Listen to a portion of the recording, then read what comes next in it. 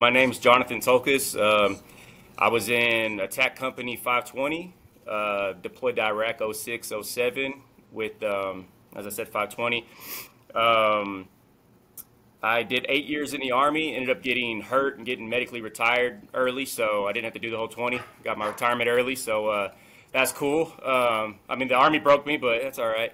Um, Now I'm out here in El Paso. Been out here for since 2010. This was my last duty station out here at Fort Bliss, and kind of got stuck out here. But yeah, I'm doing. I'm an urban missionary now, so went from stacking bodies to trying to save souls. So complete opposite. But yeah, so I do street ministry out here in El Paso, really on both sides of the border. We're a border town out here, so do work out there in Mexico as well. But yeah, that's kind of who I am, what I'm doing now. That's awesome. Well, I think towards the end we'll probably talk more about that transition that you went from infantry to saving souls, as you said. But yeah, so what were your experiences in the army prior to Bakuba? So yeah, I joined in '04. I watched the invasion of Iraq on TV. I was, I guess a sophomore at that time or junior. Watched it, it was like, the whole invasion was like televised. And so I was like hooked on the news watching it. Was like, man, that's what I want to do. And I remember going to the recruiter office when I was 16. They were like, yeah, dude, like you're a little young. They're like, but when you turn 17, you could possibly get a waiver from your, mom and join. And I don't know how, somehow convinced her, but she signed a waiver. I even dropped out of school and started doing the second chance classes they have, and graduated early just so I could get my, diploma, get my mom to sign it and join. As soon as I turned 17, joined, and just was wanting to go over there so bad, right? And so joined in '04, as an infantryman. uh, my first duty station was Fort Lewis, Washington, with 520, with the strikers out there.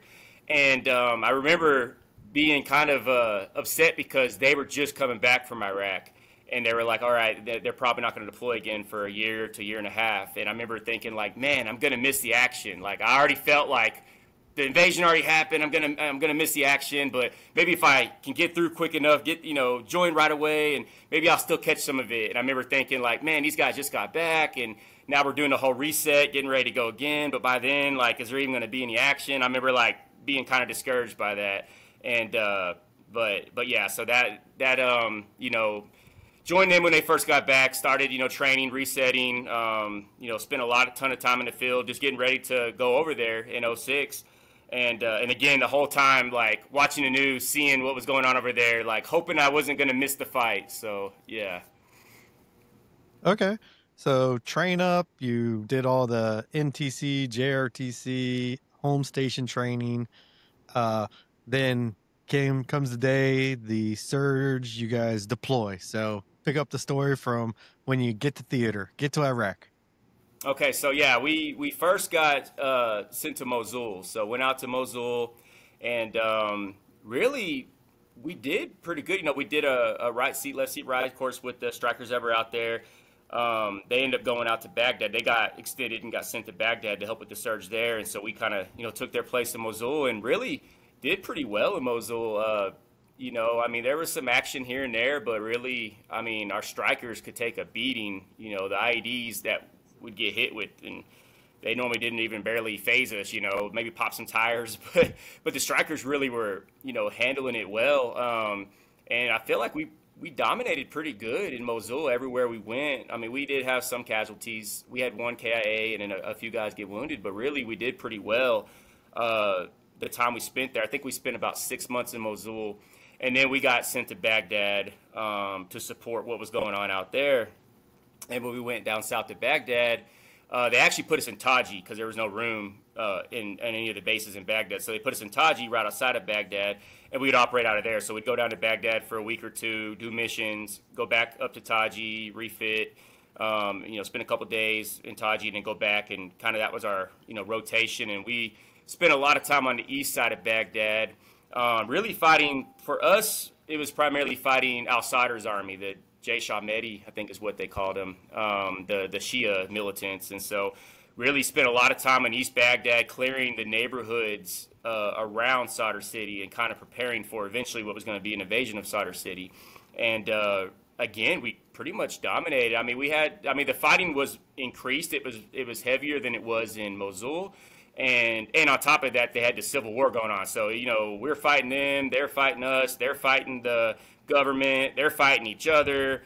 The Al Qaeda was fighting Jaish Ahmadi, and the Shia Sunni civil war that was going on. So it was like just a whole bunch of fighting, everybody fighting each other. It felt like, but still, like I said, we did pretty good out there. And then, we're like days away from invading Solder City. All this buildup has been about, invading Solder City. And we'd cleared all these neighborhoods around it and cleared out the militants. And we had Solder City surrounded. We even had, we were doing our little dry fire exercises, planning on doing the invasion of Solder City.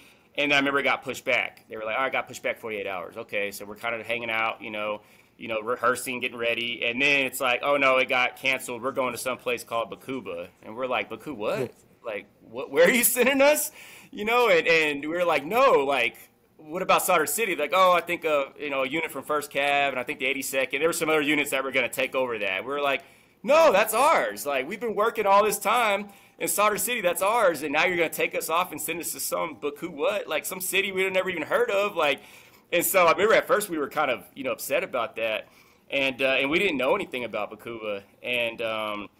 And so, we get the orders, and my leave we were at around 9 months in country at that time, and my leave was finally, up for me to go on leave. And I remember, they're getting ready to leave. They're like, well, we're just going to leave you here, and you'll catch a, flight to Baghdad and go home for your leave, and then you'll just reconnect with us after your leave in Bakuba. I was all right.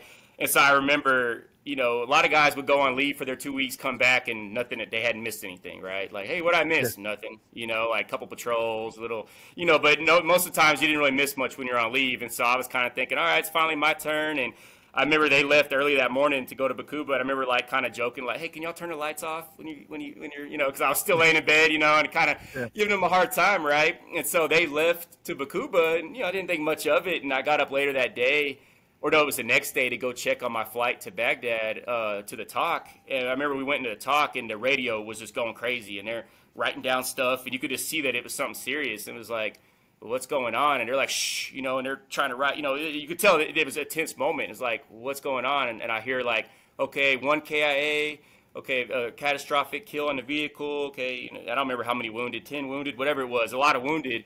And it was like, what the heck? And I remember hearing that, and it was like, okay, okay, this is intense. Like, they've been there 1 day, and there's already a KIA. And I remember right then, I didn't even want to go on leave no more. I remember my heart just sank, and I was like, I didn't even want to go on leave. But at that point, it was like, no, you're going on leave. And man, I went home, and I just had this sick stomach. In my stomach, this just hit my stomach. I felt sick the whole time, because I would turn the news, and I was seeing our guys in Bakuba fighting on the news, and I'm like, oh my gosh, like right when I leave, this happens. And it was like the longest 2 weeks of my life. I did not even want to be on leave. But yeah, that was kind of my pre-Bakuba experience. Yeah, that's it's really kind of messed up, because you're supposed to go home, R&R, get some rest, and you leave to you don't even get out of country. You're already hearing the chaos, and then it's that, like you said, that sick feeling, that feeling of uncertainty of, what am I going back to?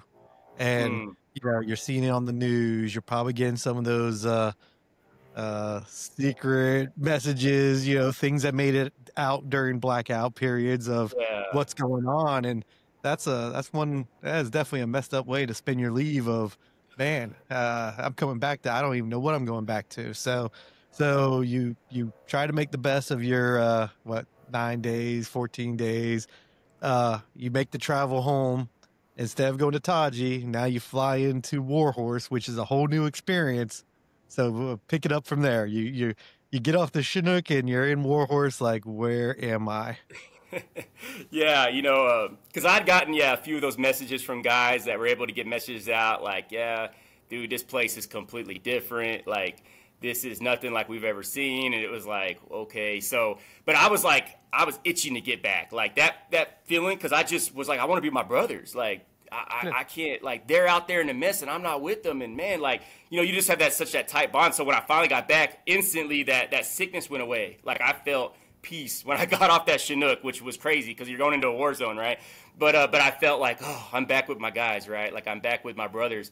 And so, yeah, first thing I remember is going into tent, and there's like all the little cots lined up where everyone's sleeping. I remember seeing this big pallet of ammo, and it was like pretty extensive. Like, I mean, of course, you're used to having pallets of ammo, but it was like stacked high, and it had like everything from AT4s and small Ds to, of course, the ammunition. It had everything, and I was like, dang, like, and they were like, oh yeah, like this is nothing, like. I remember them saying, like, we were getting in firefights, like, every day. And I'm like, oh, man, because Baghdad and Mosul were just every now and then you're getting in firefights. Now it's like, oh, this is every day. Like, this pallet won't even last that long. And I'm like, what the heck? This is crazy, And I remember before we left, they had mentioned something about big IEDs. They were like, oh, there's big IEDs out there. But in Baghdad, the main threat we had were these EFPs, like these shape-charged ones that the Shias were using. And so they're like, oh, they're not using those, they're using big IEDs. And I remember thinking, okay, big ID, whatever, at least there's not the shape charges.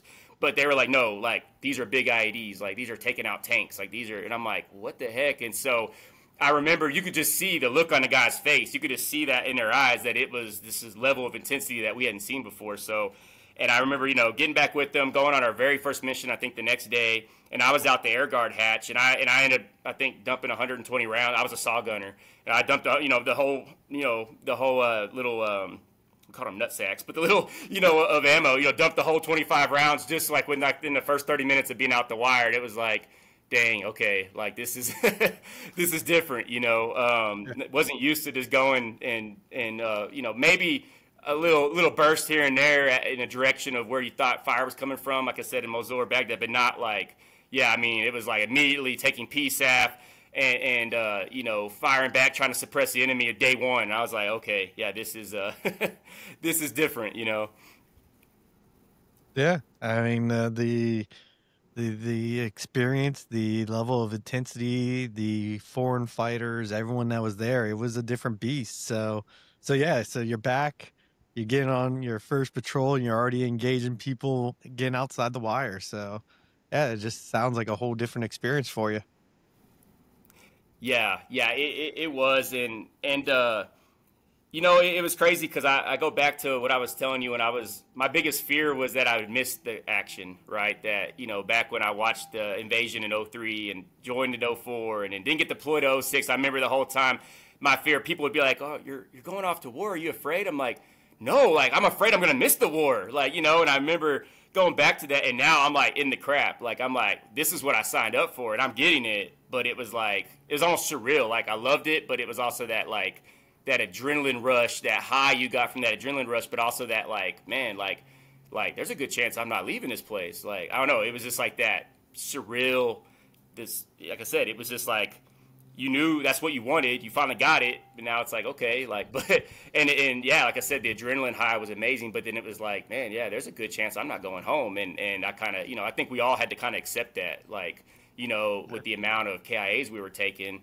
it was like, this very well might be it, and kind of coming to peace with that, like, and that's okay, like, they say the best way to fight in a war is to accept you're already dead, so then you don't have that fear, you have that peace, and it's just like, well, if I'm going to go, I'm going to get as many of them I can, like, I'm not going to be over here worried about, am I going to make it home? No, like, I'm not even, I'm just trying to kill as many of them before I get killed, and so I think, I'd come to terms with that. I think a lot of us did, and so, yeah, but I mean, the intensity, I just started noticing it every day. It was like the firefights were so much, like, larger and more sophisticated. I mean, this enemy, they're doing like L-shaped ambushes, and they're doing like sophisticated ambushes. Their IEDs were sophisticated. They weren't just thrown in a pothole somewhere. They were building them into walls. They were putting them like tunneling under the road and putting them under the roads. They were wiring houses up to blow up. The whole house would be wired to blow up. I mean, it was just so sophisticated. And even the caches we'd find, it used to be you find a cache every now and then, and it's, a few AKs, RPG, maybe a PKC or something, but I mean, we were finding like 50 cals and surface-to-air missiles and like bouncing Betty mines, like still like sophisticated weapons. I'm like, what the heck? Like, these guys are well equipped, man. Like, and this is just what we're finding. Like, what are we not finding? And so it was just, yeah, as we went from, because we started clearing it. Started with Brits. and then it was Tahrir, and then it was I believe, I don't know if it was Old Bakuba or New Bakuba, I don't remember, but we were clearing neighborhood by neighborhood on the east side. Yeah, it's just like as we were going through those neighborhoods, it was just like you're fighting every block. It seemed like you were getting in a fight, and you had to fight because we were clearing every single house on these blocks. Clearing the whole neighborhoods out, and another thing that was different was I was used to, we would go out in a mission, complete it, come back to the fob or wherever we were staying.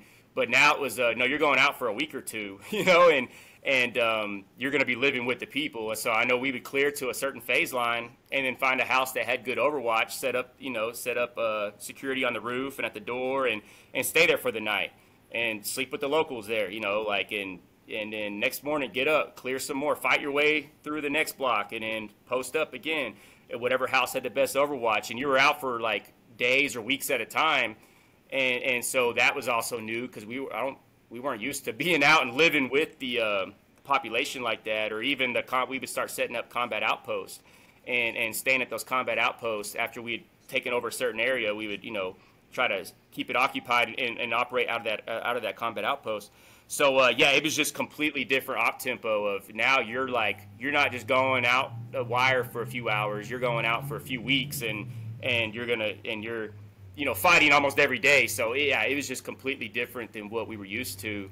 And again, we adapted. I mean, it got to where, that's what you were used to, and that's okay. Like you're ready to bang it out on every single block. It wasn't like, at first there was that kind of shock, like, oh crap, but then it was like, okay, we adapted, and and we were ready to fight block by block, and that's what we did really in a lot of those neighborhoods. And so that was all prior to going to the west side, because they had the actual battle where we surrounded the west side and invaded it. So that was all the east side. Should I keep going or should I? Yeah, it's your time to share your experiences. I don't want to take over, man. No, you're good. But just to re-highlight, like you were saying, the enemy was more foreign fighters. They were fighters. It wasn't, the local who was given $300 and maybe a pre-made IED and said, hey, go put it out. These guys were out to inflict casualties and then, like you said, bang it out after the IED went out. This wasn't just a one thing. They were just complex attacks. They were in the fight just as much as we were. And then the change of tactic of no more clearing to go home. It was clearing and securing by living amongst the population, the combat outposts in conjunction with the ones that were already out there. So now you're building a stronghold, and like you said, there was the master plan of, okay, we clear the east side. Now it's like, oh, we got to clear the west side. So pick it up with clearing the west side. Yeah, so the west side was the one. I think when I was on leave when they first got there, they had split us in half. They sent Bravo Company to the west side, Alpha to the east side, and Bravo Company, the one that had that KIA like the first day, and just just got hit hard. And so I think it was kind of okay, let's regroup. Let's just focus on the east side, and then we'll do west side next. And west side was more fortified and kind of dug in anyway. So the west side was kind of our off limits. You didn't go in that, on that side unless you were just passing down the main road that went on that side. But yeah, so then, the west side, we finally cleared all the east side. It was time to invade the west side. And I know it was completely surrounded. I think all the tanks and all the heavy armored vehicles from 1st Cav had it surrounded. No one could come in, no one could come out. They had dropped leaflets from the planes telling the people that, we were coming in and to stay out, don't be outside, stay inside, have your weapon already pulled out, for when Americans search your house. And, because, they were allowed to have one weapon per house and all that. So I know that there was that preparation for that. And I remember that morning when we were going to start that, they told us, well, there's going to be some coordinated attacks, strategic attacks is how they worded it. There's going to be some AC-130s taking out some targets before y'all go in. I was okay. And I remember when we were going down that highway, they were just blowing the crap out of that, out of the west side. It was just explosions all over the place. It was like, oh man, like I thought a couple strategic targets, like they were hammering it. And there were so many assets available to us on the west side. There were the guided MLRSs, of course I don't know if they're what they're called, but the jets with the ones that would drop the JDAMs. There were the You know, the Excalibur rounds that we could use are real precise artillery rounds. Like there was just so much like ordnance that we had at our disposal. So we went to West Side, man, like, you know, it's like the gloves were off. Like you would start working your way through these neighborhoods and, you know, you get ambushed and you find out what house they were shooting from. You just drop a bomb on it, you know, and I remember there were times when they would shoot the Gimlers and just level the whole block and then, okay, you know, can pick up, move forward, you know, and it was just like, oh my gosh, like I remember where to call an airstrike, it was like I had to be like approved by dang near like a colonel or a general or something. And now it was like you're calling in strikes daily. It seemed like you know, multiple times a day in some days, and it was like, man, like and man, they really set us up for success on that. You know, we had, I want to say 25th ID had sent some troops to help. You had some Marines that came in. I want to say 82nd had sent some people as well. So there were a lot, you know, plus us in First Cast. So we really, you know, there were a lot of us that came down on the West Side, but yeah, they were dug in really good, and yeah, again, sophisticated ambushes. Y'all interviewed Ryan Tarman, and he talked about our squad getting cut. I was in the same squad as him. He talked about getting ambushed and our squad getting cut in half. I was watching his interview, and I was in that squad. I was the one climbing over the wall when they opened up on us, and you know, none of us, by the grace of God, none of us got hit. Surprisingly, there were like 4 guys shooting at us, and none of us got hit. But yeah, I mean, it was just like, it seemed like every block you went on, they had an ambush waiting for you. So it was definitely sophisticated. And as you cleared more and more into the West Side, you started seeing, you know, like the houses they would use to put people, like to keep people locked up. So if you were accused of informing, you know, talking to the Americans, you know, of course they would take you and lock you up and then eventually execute you. So we were finding the houses where they were holding these people, and then we found execution homes where they had, you know, executed them with the flag on the wall. Actually, I have my flag still. I took from one of the execution houses. I don't know. Yeah, and to highlight, it wasn't just if you informed the Americans, as you talked about when you were in Baghdad, it was also the ongoing civil unrest where you had the Sunni, Shia, then you had the Al-Qaeda and everyone else. But yeah, the just sheer volume of torture homes that you were finding, and then the homes that were rigged to explode.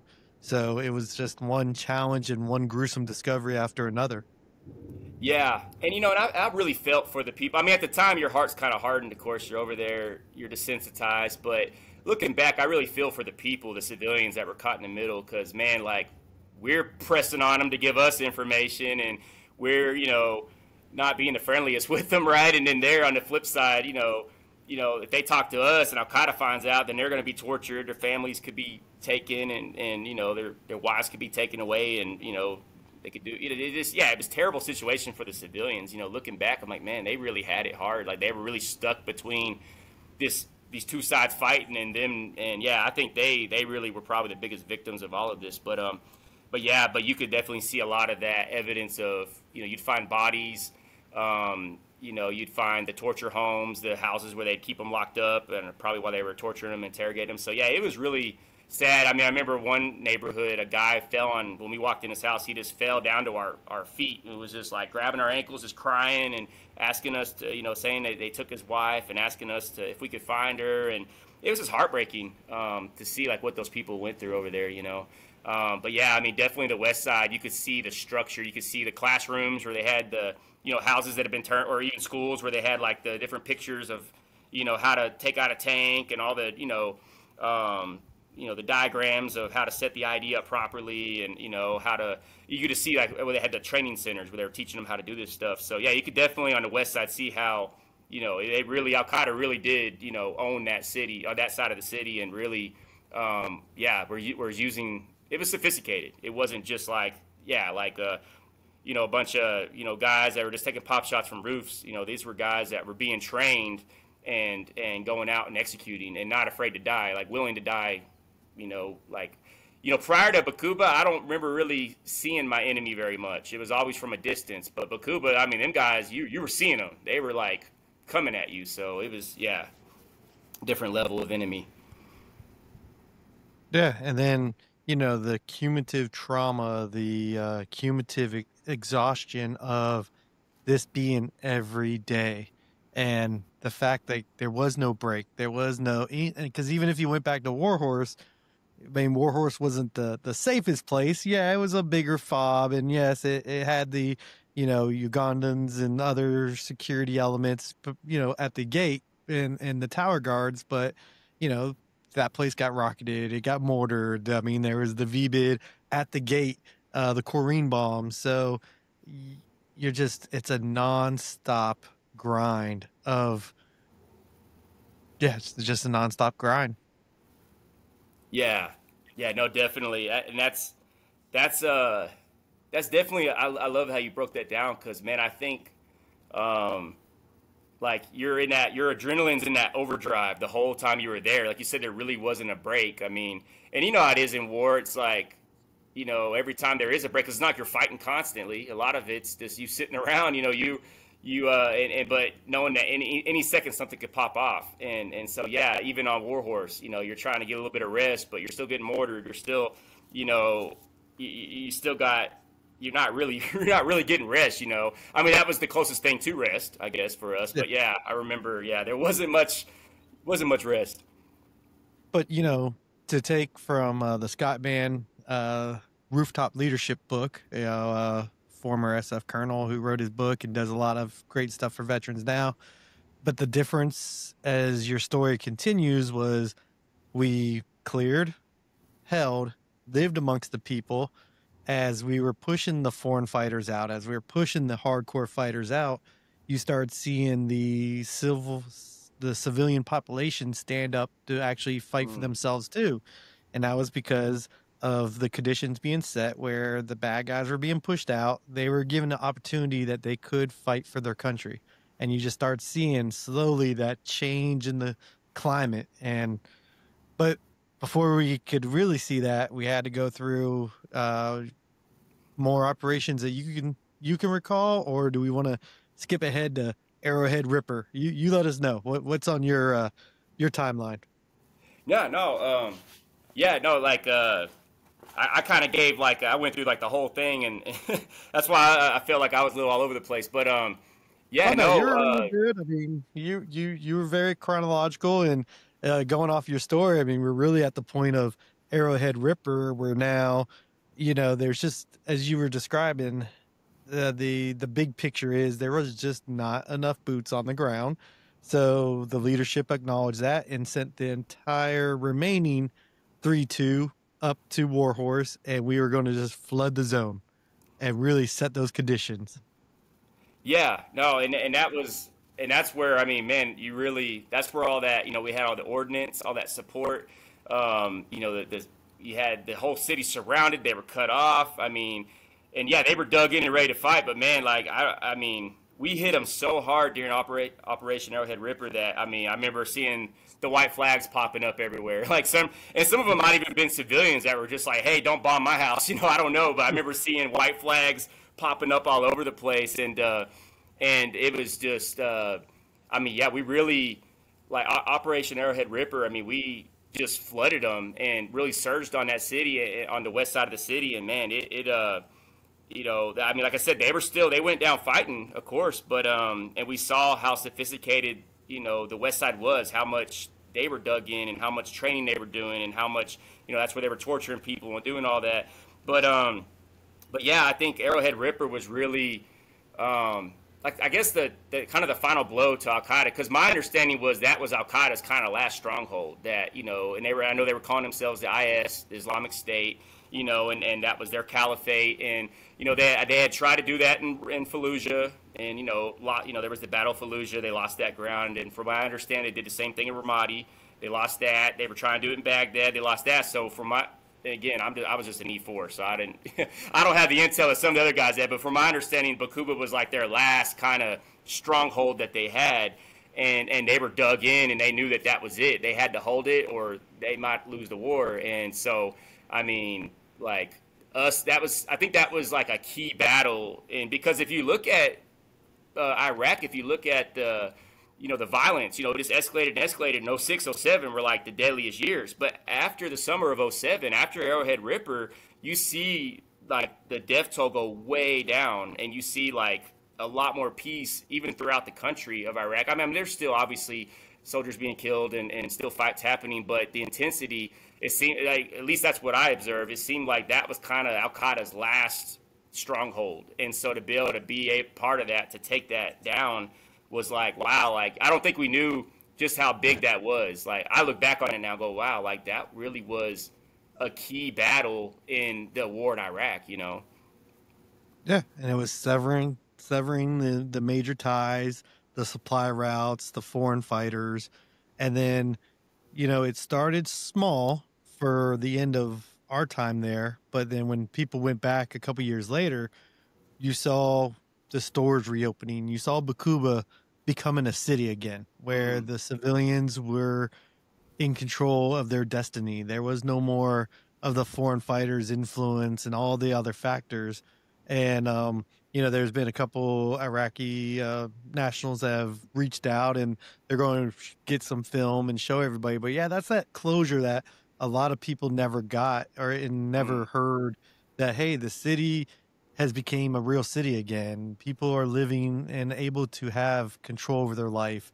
The country has been doing much better. So yeah, that's that closure that so many people never got, and that's kind of our goal with this project is, having everybody share their stories, heal from sharing. And what we want to do is just be able to try to provide some of that closure of the why. Was it, showing everybody it was worth the years of sacrifice.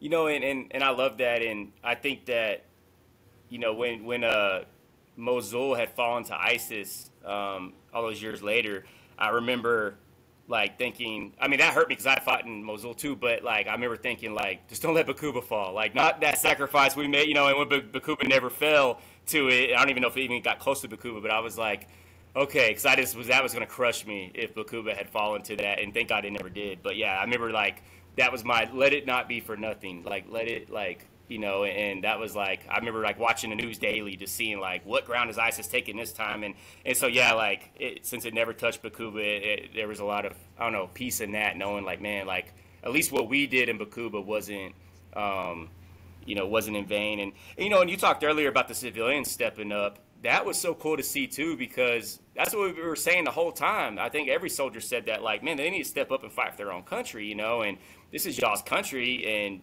y'all are kind of just sitting on the side. I mean, you had these Iraqi army, Iraqi police that, some of them really seemed to have a heart and have that discipline, but a lot of them are undisciplined. A lot of them didn't seem like, and I don't know, I'm not telling you nothing. You've seen it. Like, they just, I don't know. It's like, why are you even here? But when we cleared Bakuba and those civilians started stepping up, and you had every corner of every block had a civilian with I think we gave them PT belts and like a brown shirt to wear, and they had their little AK, and I remember like they were so happy to do it too. They seemed so motivated, like they felt like they were part of it. They seemed so. And I remember this one time we went to a neighborhood, and they're like, Mister, I know y'all told us that we're not supposed to do, because we had told them, just guard your neighborhood. Don't be doing like, conducting operations or nothing. And I remember they were all excited. Mister, these Al Qaeda guys tried to set up a meeting with us. And so we ambushed them and we killed them, and their bodies are in the palm groves. Look. And they're showing it. There's like, I don't remember how many. It was like 10 dead Al Qaeda fighters or whatever. And they were all excited. And we were like, okay, y'all weren't supposed to do that. But hey, like, dude, this is what we were just happy to see them like doing something, right? And it was just so cool to see them like, not only are they guarding their neighborhoods, but they're setting up ambushes on Al Qaeda now. It was just so cool, like, and they were just so like, I don't know, yeah, seeing the atmosphere shift from this place where it was just this climate of fear, and I mean, the civilians were terrified, to seeing them on the corners, proudly with their little brown T-shirt on and with their AK, and I don't know, it was just really cool. You did feel good about that, Yeah. And that's awesome. Thank you for sharing that experience, because so many people didn't see that or didn't experience that. And these are the stories that people need to hear. So, yeah. So tell me about how the deployment wrapped up for you. Yeah. So, I mean, after, we spent the last little bit of time in Bakuba after the Arrowhead Ripper, it was pretty peaceful out there. Our deployment ended in September, so it wasn't too long. Let's see, Arrowhead Ripper was that in July? So really, I guess August, I think we spent August there, and it was kind of just continuing to, patrol and make sure, follow up with what was going on there with the Guardians of Bakuba and all that, and then kind of just packing our stuff up, getting ready to go. I think we, went back down to Taji because that's where we had left, all of our bags and stuff. Like, because I think we originally got told we were going to go to Bakuba for 60 days, and we spent a lot longer than 60 days there. But, but all our stuff was still there in Taji, so we, went back down to Taji, and started packing our stuff up, doing customs, and yeah, returned home. But it was on, it would have sucked to leave there if it was still real, bad. Like I'm we at least got to see in a small picture, like, it get better. Like that last month we were there, it was so much. Yeah, you could just see again, you weren't getting shot at every corner you turned. We were barely getting firefights. The civilians were standing up, and like I said, every corner you went on, you saw the Guardian Bakuba guys on the corners, and they're watching over their neighborhoods, and it was just it was good to see that. It was good to feel like we actually accomplished our mission here. So leaving there, but it was bittersweet because it was almost like so much was poured out there that when you left, you almost like had this, like, I don't know, and I'm sure every veteran feels this way, like you feel like a part of you is still there, like you're leaving a piece of you there, and it feels like, I don't know, leaving there just felt, I don't even know if I have words for it. Just felt kind of like you had this sadness kind of mixed in. It was like a bittersweet. Like, we're leaving, but I don't know. Like, we just poured so much blood, sweat, effort, everything into this city, and now we're leaving. And yeah, it worked. It's, and you have that piece about that, but you also have this part of you still in Bakuba, And I still feel like that to this day. There's part of me that never left Bakuba. So yeah, I mean, that's the best way I can explain leaving Bakuba. And then, like I said, from there, it was just packing up and heading home. Yeah, because if you remember on your way out, I believe there was trying to remember, there was like the command post or whatever. But anyways, there was the memorial wall, and you had the Alaska barriers with all the names. Yeah. And, that does make leaving tough because there was so much sacrifice. So many people did pay the ultimate sacrifice, and then just the sheer volume of life-changing injuries. Like, how many people went home with major injuries? So yeah, there was a lot of blood, sweat that was shed over there. So yeah, and I still have pictures of that wall that you're talking about. And yeah, it really did. Man, yeah, it really just, yeah, like that's like. I think everybody, it's crazy, and this might be getting a little to the next thing, but to this day, I can meet someone that I don't know anything about. But if they've been to Bakuba, if I found out they've been to Bakuba, it's like we know each other instantly, like I've met guys, and like I said, oh, you're in the Army? Yeah, I was in the Army. Oh, what year? Oh, or did you deploy? Yeah, what year? 06? Oh, I was there 06 too. Where at? Bakuba, and instantly, like, you just have this bond, right? It's just like, no other city. If I meet someone who fought in Mosul, okay, cool, yeah, I fought in Mosul. Baghdad, whatever. But Bakuba, it was like instantly there's that connection. And I've met guys throughout the rest of the time I had in the Army, and even as a civilian, I still meet guys randomly every now and then that fought in Bakuba, and it's just like, it's just so like weird the bond you have, and just because we all went through that together, Yeah, I mean, it's the almost the textbook definition of trauma bonding. It's all the trauma of Bakuba. Yeah, that's so true. Yeah, so tell us how Bakuba affected rest of your time in the military, your life, and kind of let us know how you made this transition from 11 Bravo to Soul Saver. Yeah, so when I first got back, went back to Fort Lewis, and at first there was just that I'm home. Of course, everyone just happy to be home, and you still kind of like, I made it through the war, and like at first, like, because none of that PTSD stuff sets in right away. At first, you're just happy to be home, and and enjoying, of course, everyone's drinking and having a good time, going on leave, seeing family, and I remember just having that high, this high on life, but I remember as the months went on and that high kind of wears off of you're back home, that's when I think a lot of the PTSD started setting in for me. And for me, I mean, there was depression and stuff, but for me, I started getting panic attacks, and it was so weird because I'd never had a panic attack, and it was like the things that were set them off were like so random. Like it almost became a control thing. If I was ever in a situation where I wasn't in control, I would go into a panic attack. And I didn't even know what a panic attack was. Like,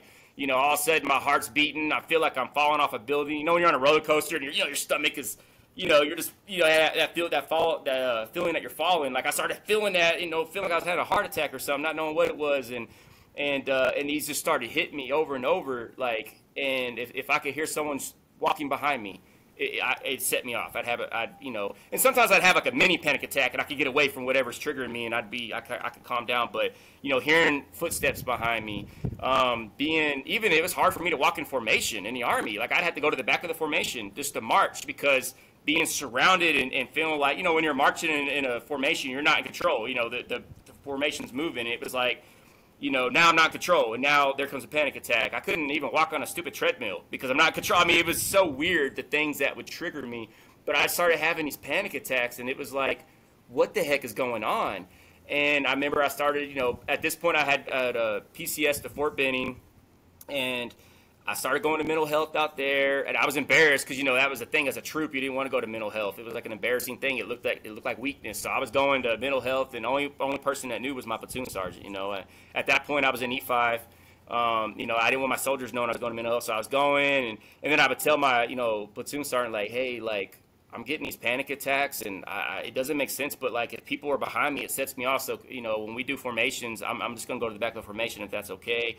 Or if you want me to lead PT, fine, I'll be in the front, whatever. But like I just can't be, you know. And he understood. He was like, yeah, I get it, you know. So they would make accommodations where I could be in the back of the formation, and you know, I don't know. It was just like it just got to where those panic attacks were like taking over my life, and I'm going to counseling, I'm seeing mental health, they're giving me different meds, and meds aren't really helping.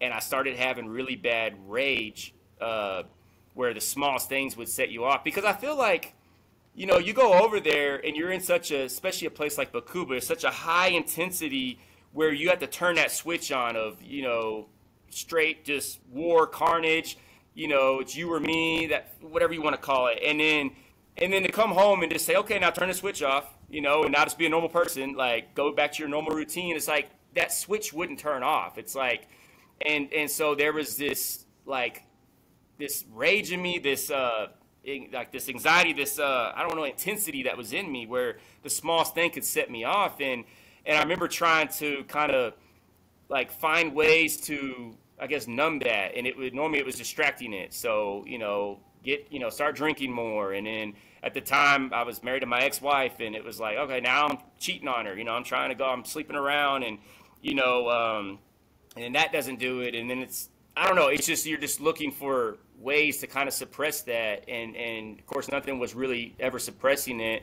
And those panic attacks really made it hard to be, because eventually I became a staff sergeant, and it was like, I had to like hide that stuff. Like, and it was hard to do. Like, and there were times where if I was starting to have a panic attack, I'd have to like, you know, I don't know, like find a way to make it look like, oh, I gotta go to the bathroom real quick, or I gotta go tie my shoe, step out of the formation, tie my shoe, and just catch my breath, let it kind of go away. And it was just, I don't know, it made the rest of my time in the Army really hard. But I kept pushing through.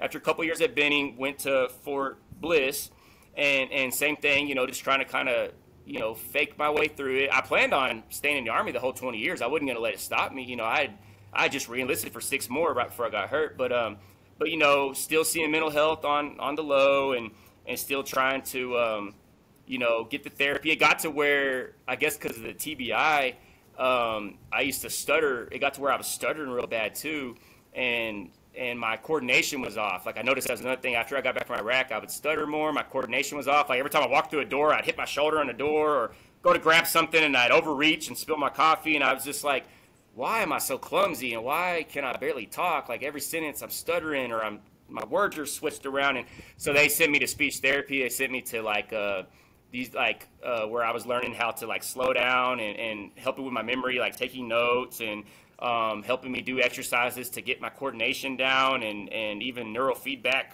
therapy, all these different therapies they were doing on me to help with that, which that did help. But yeah, going to mental health, going to those, eventually ended up hurting my back while I was out in the field here at Fort Bliss, and herniated a disc. And once I herniated that disc, they're like, yeah, you can't be an 11 Bravo with the herniated disc. It ain't gonna work, you know. And so they gave me the P3 profile, started the med board.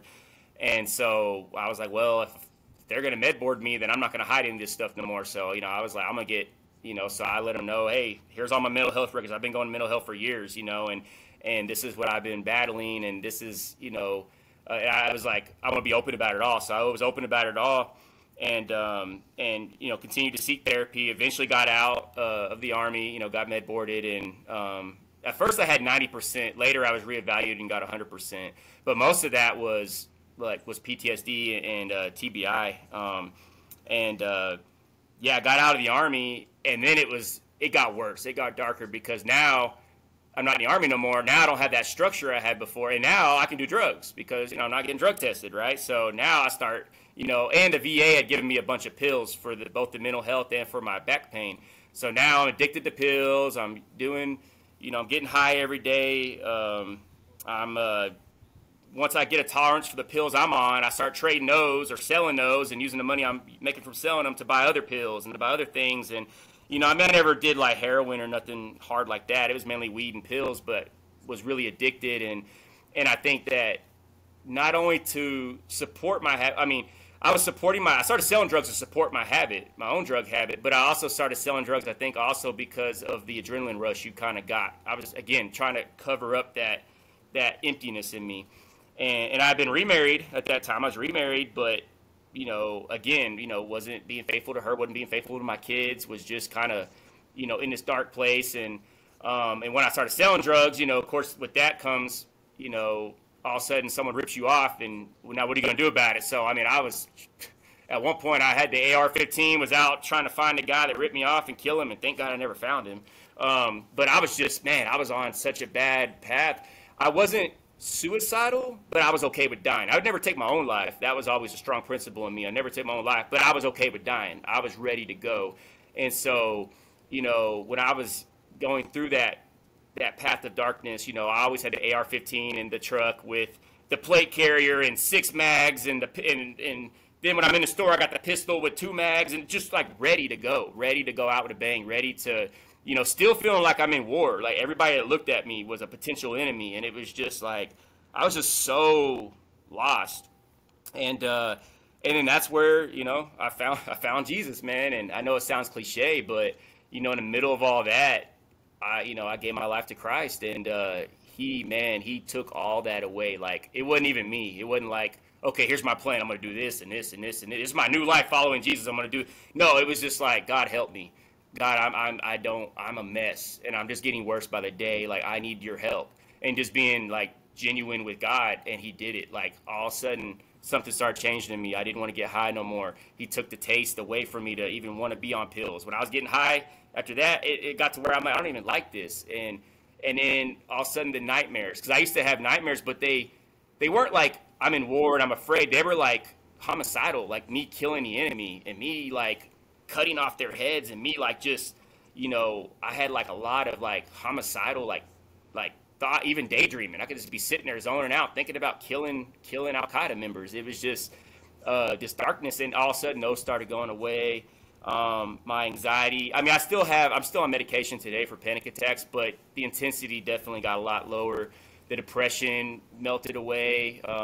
Just, man, like I became a better father, a better husband, was faithful to my wife, and just everything started changing. And I was like, man, like is this the cure for PTSD? Like, you know, like all these veterans are struggling, man.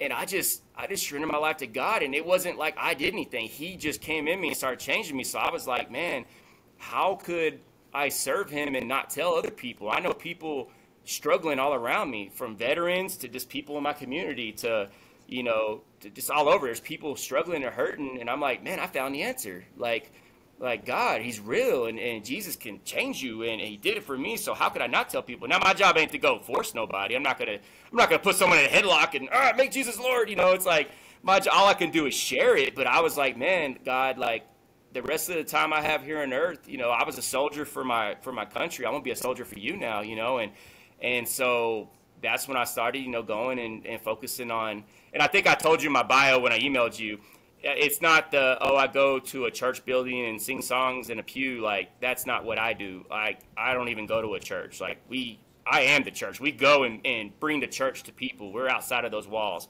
We're meeting people where they're at. I work a lot in the streets with gang members and, prostitutes and drug dealers and work a lot with these people that are trapped in their darkness and meet them where they're at. Go to those places that most churches don't want to go. Most churches, if they see you at 2 a.m. in the hood, you're going to think you're crazy. What are you doing at the hood at 2 a.m.? And well, this is where I need to be. Where was Jesus? Jesus was in the hood. Even the Pharisees were like, what are you doing with these people? Why are you out here with the prostitutes and the tax collector? What are you doing, bro? He's like, it's the sick that need a doctor, not the healthy. I'm out here with the sick. And so I see it the same way. So, and I think that Bakuba, my time in the Army, we went to some very, very dark places, physical and mentally and spiritually, all that. And so I think that prepared me for what I do now, because I go to some very dark places, over the border in Juarez. I mean, Juarez was one of the deadly, that was like the murder capital of the world not that long ago. And it still is they still do have a lot of homicides over there. And we'll go to completely cartel controlled towns on the outside of Juarez and areas. And I'm not strapped. At least on this side, I'm strapped. I carry my pistol when I'm doing ministry on this side. But over there, Mexico, you can't carry guns. So I'm like, all right, Lord, I'm trusting you. But I'm going to the dark places that are completely cartel infested. And I'm sharing the gospel with cartel members, And it was just like, man, I would have never seen myself doing that, from being a killer. Because that was a big part of my identity, too, after, every 11 Bravo or any soldier, really. That's right, especially when you go to war and do it. I'm a killer. That's just what I am. I shed blood. I'm a killer. And it went, and I thought I'll just always be this killer, be this monster. And then it was like, no, like, you're not that no more. Now you're going to go save souls. Now you're going to point people to me. And that, yeah. So I know I'm a little all over the place, but yeah, that's kind of how it transitioned from taking lives to saving souls.